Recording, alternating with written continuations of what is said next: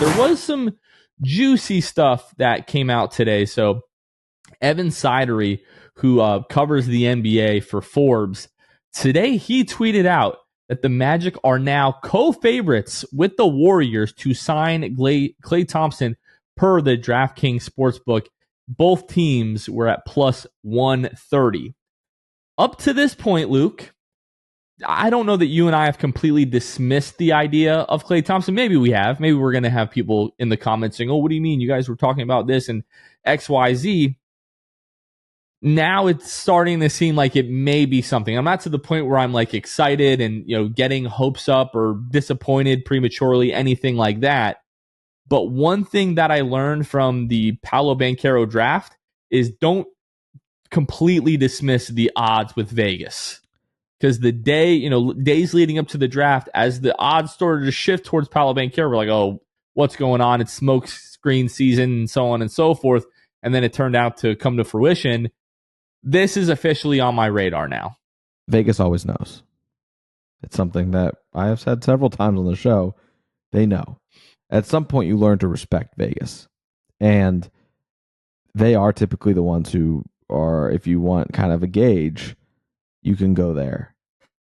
Things started shifting, and those Paolo odds for the Magic being to draft to the Magic started to take shape.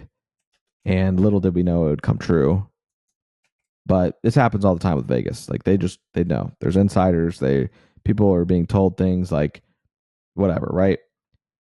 So at this juncture, what do you believe? And I do think that it's very like that. Not very is not. That's too strong a word. I think it's possible that Klay is with the Warriors or with the Magic come free agency. And that's really all I got. I have no clue, genuinely, because you look back at last year where Klay Thompson is offered a 2-year extension and he doesn't take it. Now, granted, it was $48 million, right? So equivalent to $24 a year. And he said no. But the big thing that came out of it was that he wanted a longer term deal. The belief was if they were to offer a longer extension at that time, he probably would have taken it. So a lot changed for him this past year.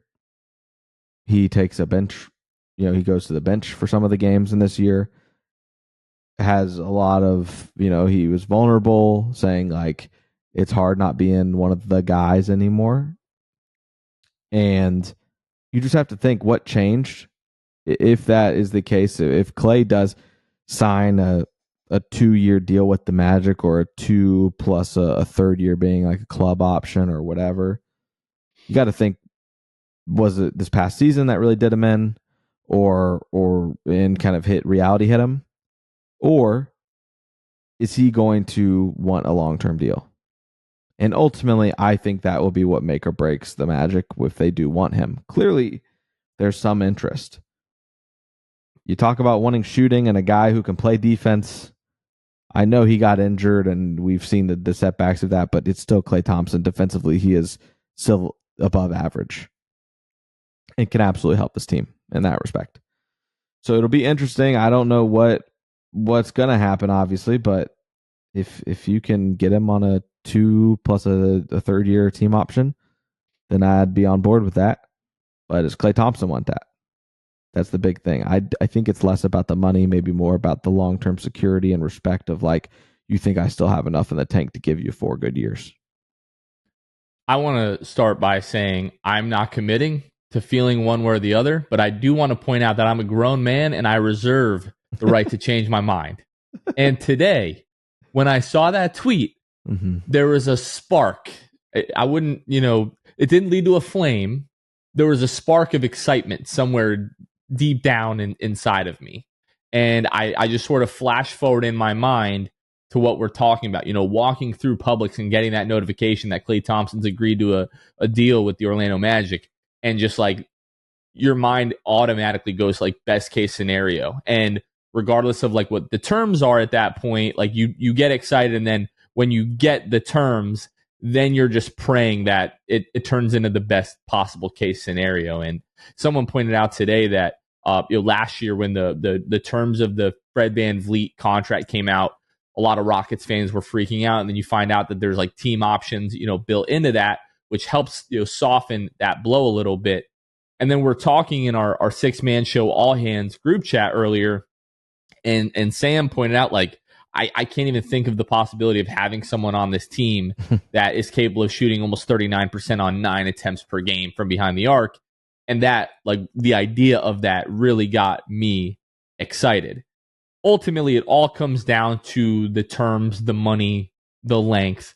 We're talking about a guy in Klay Thompson who is going to be 35 years old by next year's All-Star break. Like that, this is a guy who has, he has significant injury history. Since he's come back, he's been, relatively durable, played 69 games 2 years ago, played 77 games this past year. So he may not be the same athlete that he once was, but it seems like, there's not this like big like question of, oh, can he play a lot of games? Can he play a lot of minutes? It seems like he can still do that, maybe just not at the same level as before. And just ultimately, like for me, if the money is right, if the years are right, like we've got a lot of money coming up that's going to be on the books in the next several years here. After next year, you're probably going to have Franz, you're going to have Jalen. 2 years from now, you're going to have Paolo's extension to start to hit the books, and you still need to be able to build like a contending team around those guys at that time. And we're talking, 3 years from now, potentially, Klay Thompson, a guy who's going to be turning 38 years old in that season, is he going to be contributing in a way that really helps push you towards contention? At that point, probably not. So that's where a lot of people's concerns with not so much the money, but the years, that's where that comes into play, because this is a guy who is already up there in years. And is this going to put your foot on the gas a little bit? Yes. But at the same time, you don't want to give up your long-term flexibility. And I am going to give Jeff and Anthony, Parker, the benefit of the doubt here.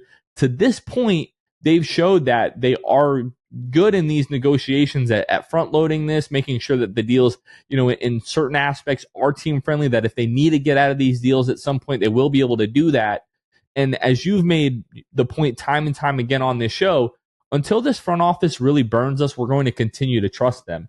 And us on the last podcast, talking about bringing in Klay Thompson, Malik Monk, Tobias Harris, like all three of those guys at one point, when we were saying, hey, maybe this isn't the right time to do that. Some people questioned whether or not we trust the front office. It's like, hey, we're entitled to our own opinion. We'll talk about whether or not we believe this is the right move to make now. But I'll be honest with you, if the front office comes out and says, no, this is the right move to make right now, until we're proven otherwise, I'm going to believe that, because I think they've earned that.